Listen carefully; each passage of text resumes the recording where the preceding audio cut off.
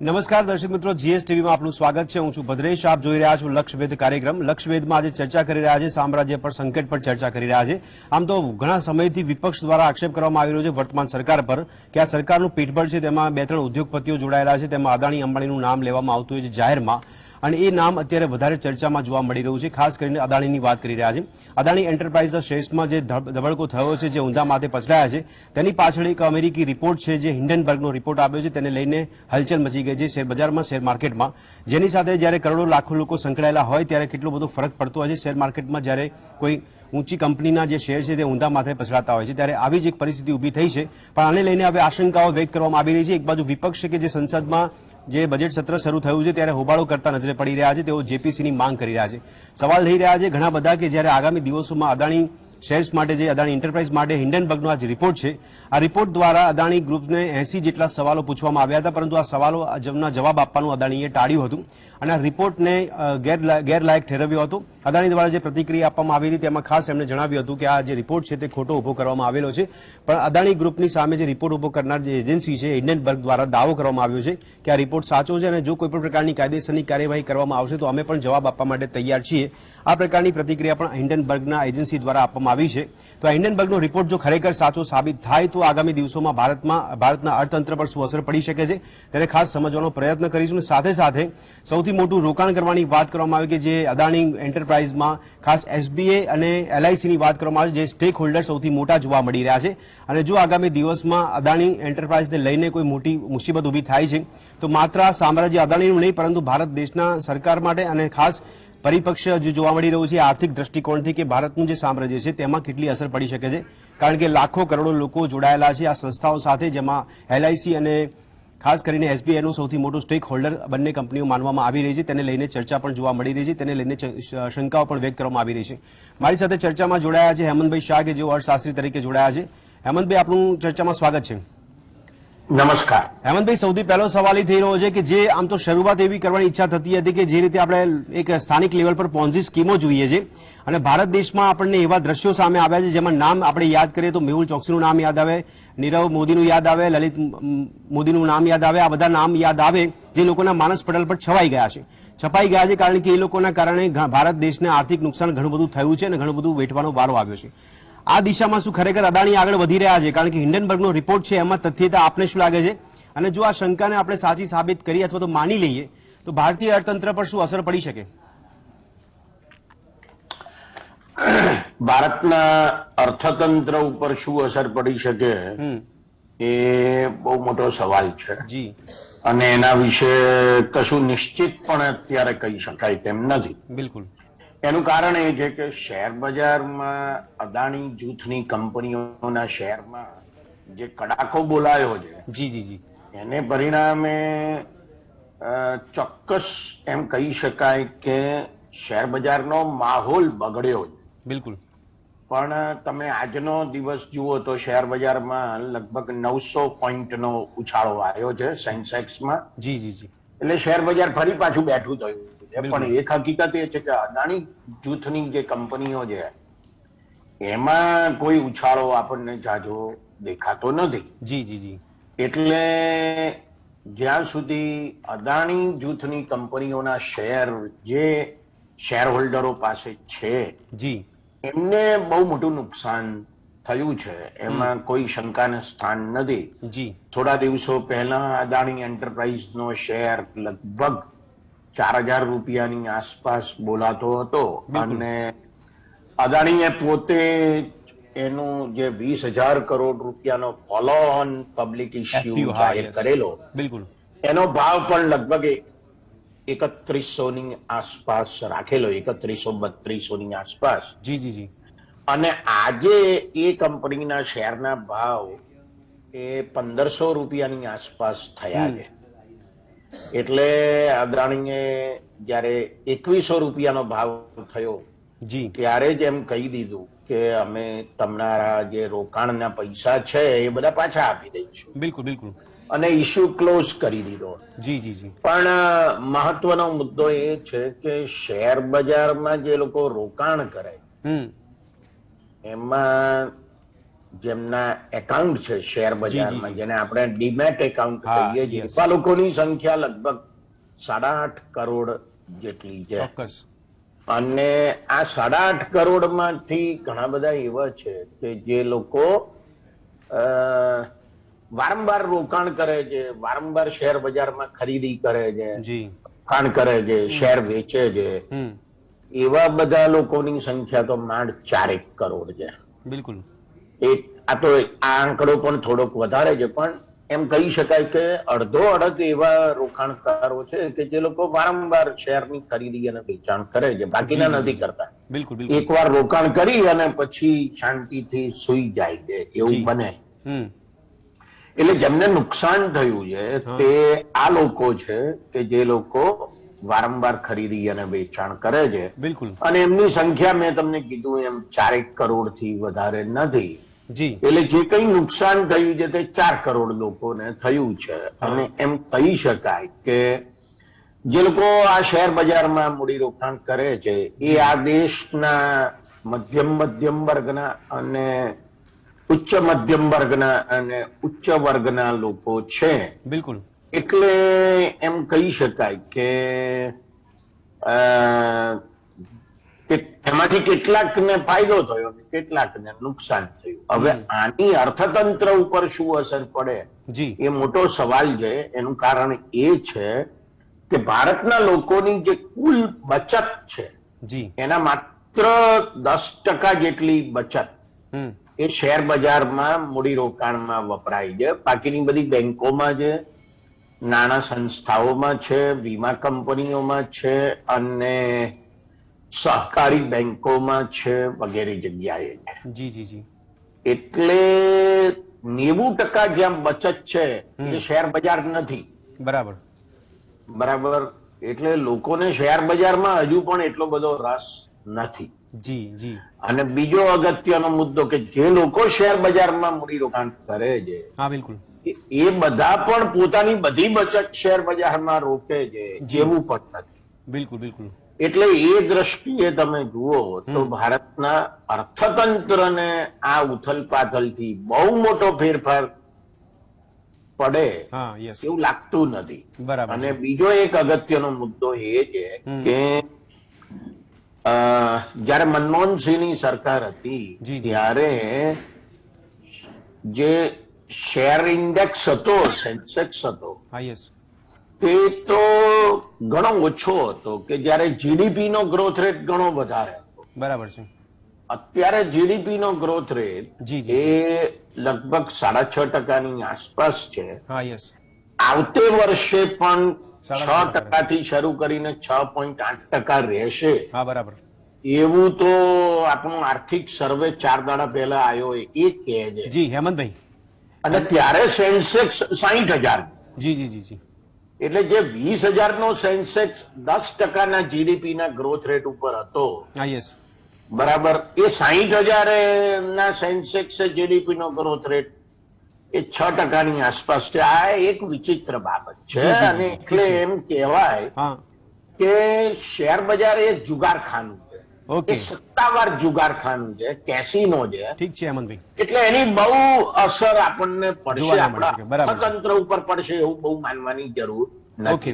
ठीक है हेमंत भाई, अशोक भाई वानखेड़े अपनी साथ जुड़ा है, वरिष्ठ पत्रकार है। अशोक जी, आपको मेरी आवाज आ रही है? हाँ, आ रही है जी। अशोक जी, आपसे आपका सबसे पहला रिएक्शन अदानी के लिए जो चर्चा संसद में चल रही है, रोड से लेकर संसद पर चर्चा चल रही है, विपक्ष एकजुट होकर जो बातें कर रहे हैं, जेपीसी की मांग करे, लेकिन सवाल तो ये जेपीसी ऑलरेडी चलता है लेकिन उसमें ये मुद्दा चलता नहीं है, क्या वजह लग रही है और माहौल क्या खड़ा हो रहा है? आपके पास क्या रिपोर्ट है? देखिए, विपक्ष को ये भी पता है कि जेपीसी में वो भी मेंबर्स रहेंगे। इसके पहले कई जेपीसी लगी हमारे पास। मैं 30 साल में मैंने 2-4 जेपीसी ऐसी भी देखी कि जिसका कोई अंतहीन हो और अल्टीमेटली कुछ निकला नहीं। लेकिन जेपीसी से एक परसेप्शन बनता है। विपक्ष जो कई दिनों से राहुल गांधी लगातार ये दोनों की सरकार है, अडानी अंबानी की सरकार है बोलते थे, और लगातार विपक्ष ये कहते थे कि हम दो और हमारे दो की सिवाय सरकार को कुछ दिखता नहीं। उसमें से एक बच्चा कितना गलत कर रहा था, ये परसेप्शन लोगों के बीच में आ रहा है। दूसरी बात है, सरकार भले ही कहे, सरकार ने स्टेटमेंट दिया कि हमारा कोई लेना देना नहीं इस समूह से, लेकिन आपके कहने से नहीं होता, क्योंकि आप प्रधानमंत्री बनने के पहले उनके प्लेन में बैठ के आते हो और आप प्रधानमंत्री बनने के बाद आपके प्लेन में लगातार उनको बैठ के घुमाते हो।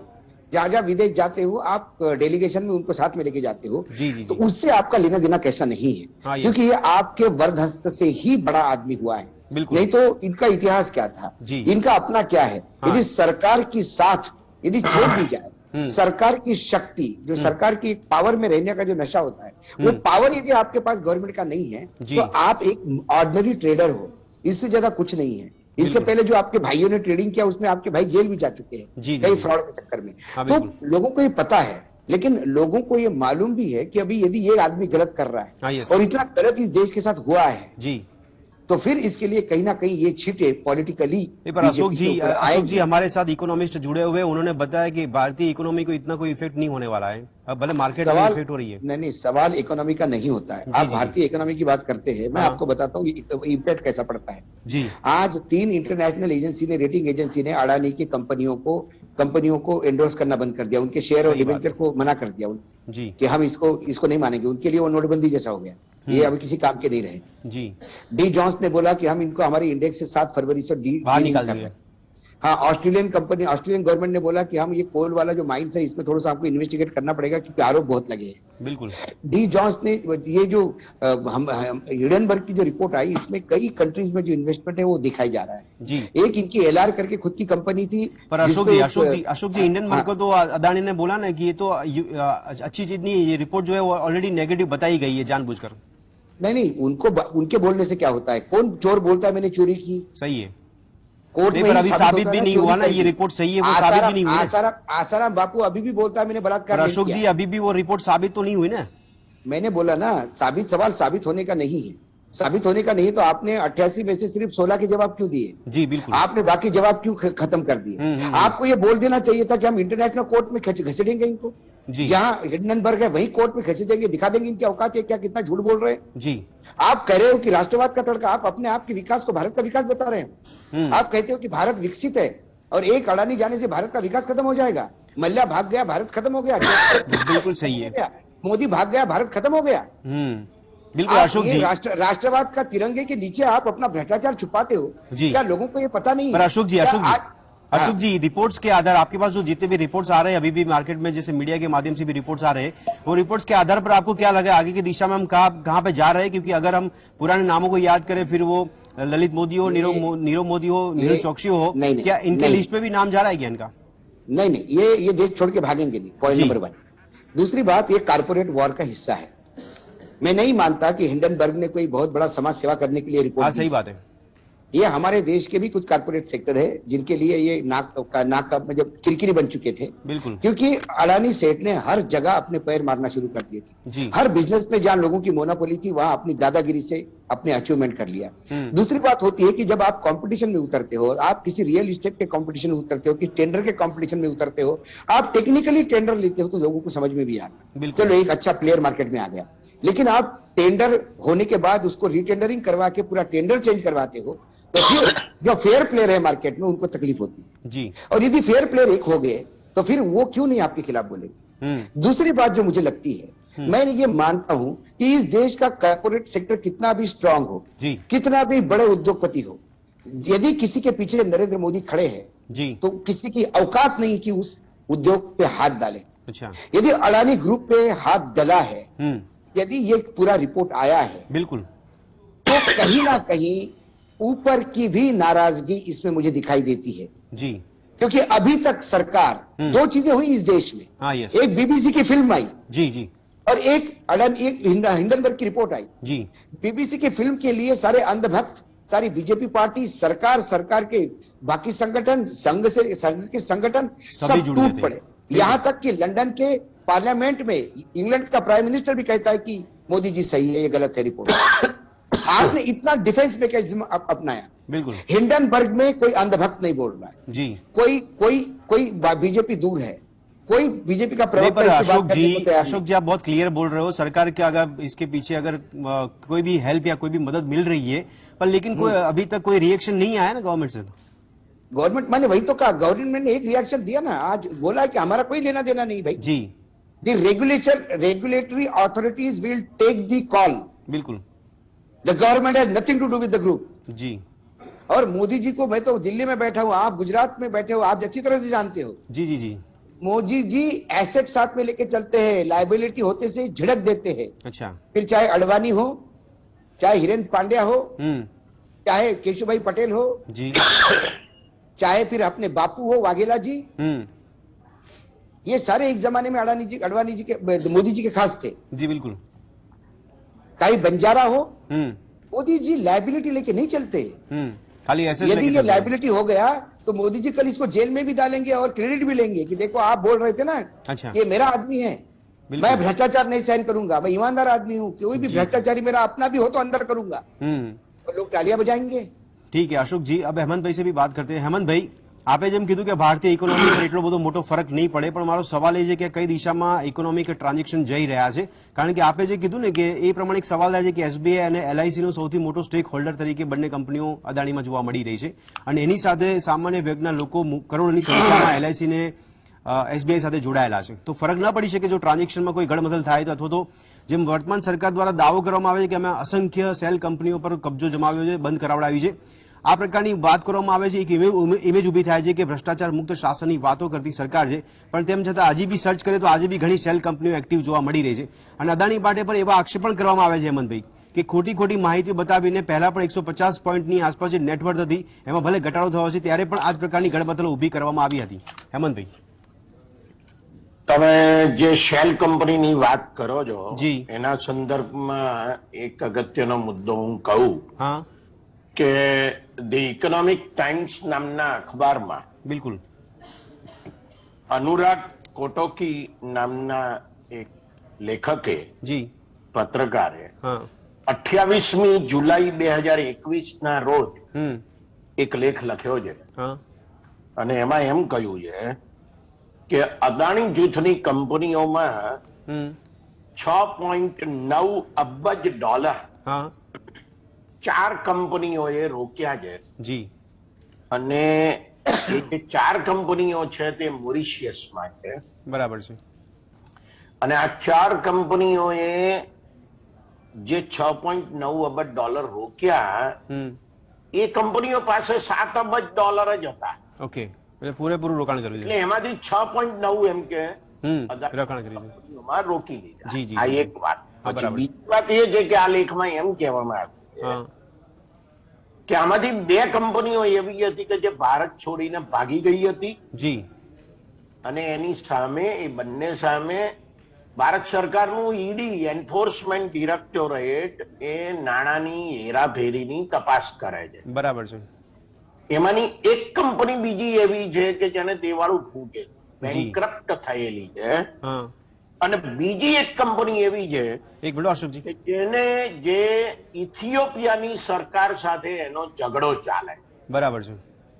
આવી 4 કંપનીઓએ 6.9 અબજ ડોલર અદાણીમાં રોક્યા. જી, એમ આ રિપોર્ટ કહે છે. એટલે તમે જે શેલ કંપનીઓની વાત કરી એનો એક જવાબ આપણને આમાંથી મળે. અચ્છા હેમંતભાઈ, બીજો સવાલ એ થઈ રહ્યો છે. બીજો સવાલ તે તમે અર્થતંત્રના સંદર્ભમાં કરો છો એટલે કહેવું છે.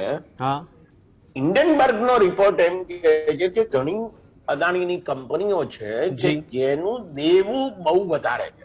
હા, બરાબર છે. આંકડો એમ કહે છે કે 1,90,000 કરોડ રૂપિયાનું અદાણીનું દેવું છે. બરાબર. અને એમાંથી 80,000 કરોડ રૂપિયા તો બેંકોના છે. જી, જી, જી. બાકીના છે તે એલઆઈસી જેવી નાણાં સંસ્થાઓના છે. હા, યસ. હવે મહત્વનો મુદ્દો એ છે કે હિન્ડનબર્ગ રિસર્ચ કંપની એવું કહે છે જી કે ઘણી કંપનીઓ એવી છે કે જેમનો કરંટ રેશિયો, હા, યસ, એ 1 કરતા ઓછો છે. બરાબર છે. કરંટ રેશિયાને બરાબર સમજવાની જરૂર છે. કરંટ રેશિયાનો અર્થ આવો છે કે મારી પાસે જે મિલકત છે, હા, યસ, એના કરતા મારું દેવું વધારે. બરાબર છે. હવે આવું કેવી રીતે બની શકે?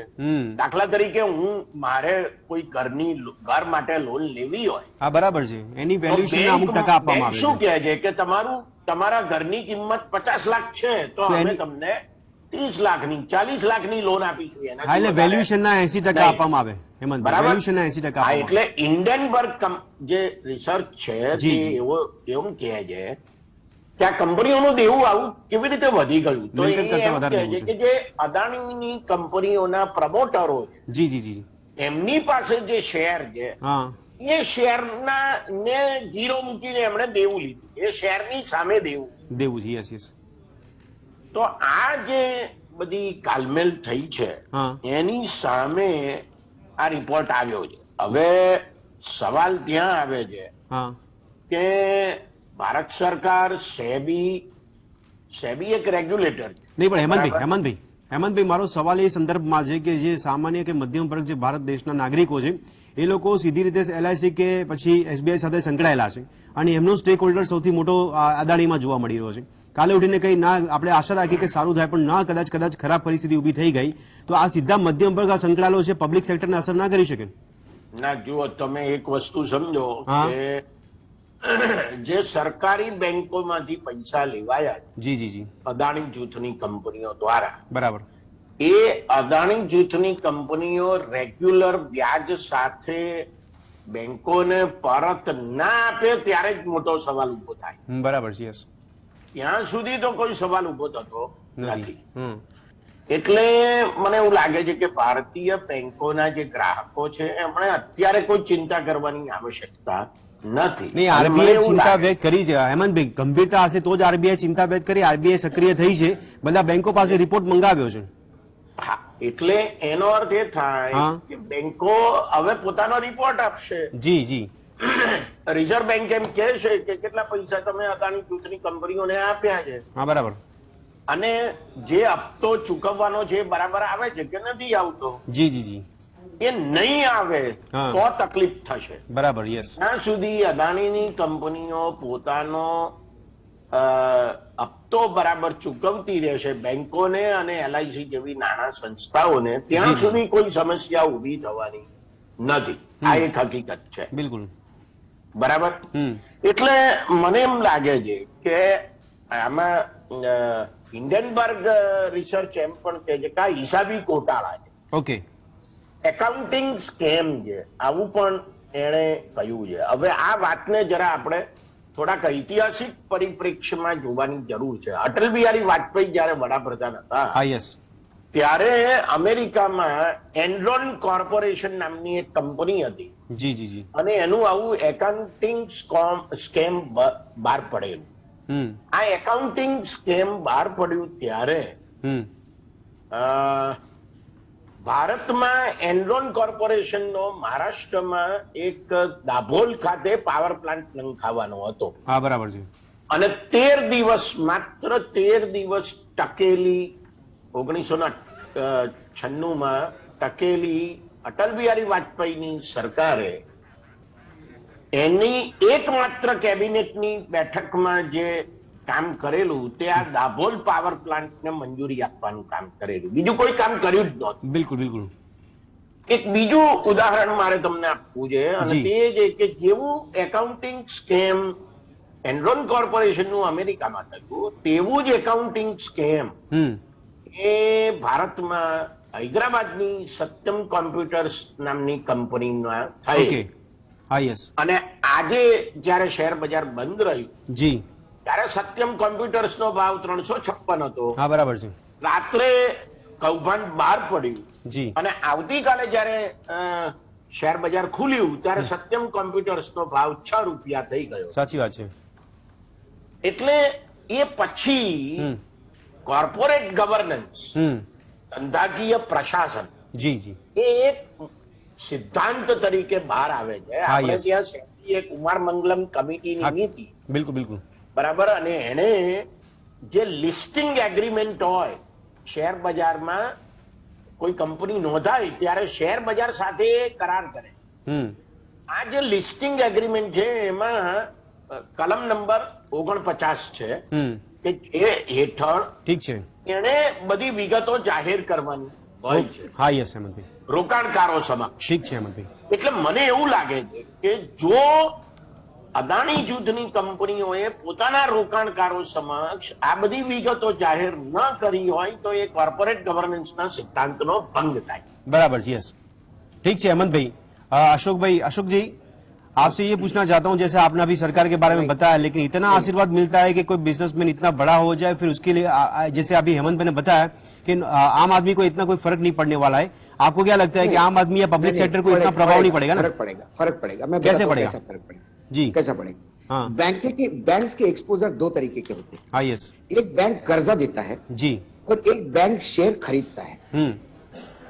एसबीआई की 2-3 कंपनियां, एसबीआई इंश्योरेंस भी है, एसबीआई हाउसिंग भी हाँ, है, सही है। एसबीआई फाइनेंसिंग भी है, उन्होंने कुछ शेयर खरीदे। जी, एलआईसी ने जो शेयर खरीदे थे, आज फाइनेंस मिनिस्टर का स्टेटमेंट आया कि एलआईसी ने जो एक्सपोजर लिया है जी, जी, जी, टोटल शेयर पोर्टफोलियो में, उसमें अडानी का 1% है। मतलब एलआईसी ने जितना इन्वेस्ट किया शेयर मार्केट में, तो अडानी ने सिर्फ 1% खर्चा किया जी, लेकिन अडानी इतना ही ज्यादा और किस कंपनी में खर्चा किया इस पे मौन है। हाँ, बराबर। अकेले एलआईसी ने 18,000 करोड़ रुपए खोए हैं 2 दिन में। जी, जी, जी, जी, एलआईसी ये किसकी कंपनी है? ठीक है, ये सरकार की कंपनी नहीं, ये आम आदमी की कंपनी है। बिल्कुल बिल्कुल, लोगों के टैक्स पेयर्स का पैसा लगा है। जी, दूसरी बात, ये जो 20,000 करोड़ का एफपीओ आया था, उसको वापस इस लिया। एफपीओ में जो लिखा हुआ था, किस लिए एफपीओ? क्योंकि उनको बताना पड़ता है ये पैसा क्यों मांग रहे हैं। हाँ, यस, उसमें एक क्लॉज ये भी था कि कुछ कंपनियों के कर्जे उतारने हैं हमको। जी, जी, जी, जी, अभी इंटरनेशनल मार्केट में आपके बॉन्ड लेना बंद हो गए। एसबीआई का जो फाइनेंशियल आर्म है, उसका जो एडवाइजर है, वो कहता है कि ठीक है। अडानी ने एक्सपांशन फॉरेन ओवरसीज इन्वेस्टमेंट से किया। और यदि ठीक है। ओवरसीज अशोक जी, समय की कमी है। अशोक जी, एक सवाल आपसे पूछना है। नहीं, एक सवाल हो रहा है आपसे। इन्वेस्टमेंट लगातार पैसे मांगने लगा, नहीं, इतनी रिपोर्ट के आपका बाद पैसे देने का, अशोक जी, आपका पैसे देने का सर्कल यदि खत्म हो गया। अशोक जी, इतने रिपोर्ट के बाद और डॉग वॉच के बाद भी आपको लग रहा है कि आगे की तरफ हम ये मान नहीं सकते, लेकिन ऐसा लग रहा है कि इस दिशा में आगे बढ़ रहा है कि आगे जाके कोई स्कैम भी हो सकता है? बड़ा स्कैम सामने आएगा, ऐसा? बहुत बड़ा स्कैम सामने आएगा। ठीक है अशोक जी, समय की कमी यहाँ पे हो रही है, तो आ चर्चा ने दर्शक मित्रों અહીંયા समाप्त કરીશું। હેમંત ભાઈ, આ ચર્ચામાં તમે ભાગ લીધો और अशोक जी, आपका भी शुक्रिया इस चर्चा में भाग लेने के लिए। तो दर्शक मित्रों, ફરી મળીશું લક્ષ્યવેધ કાર્યક્રમમાં એક નવા વિષય પર ચર્ચા કરવા માટે। ત્યાં સુધી રજા આપશો। નમસ્કાર।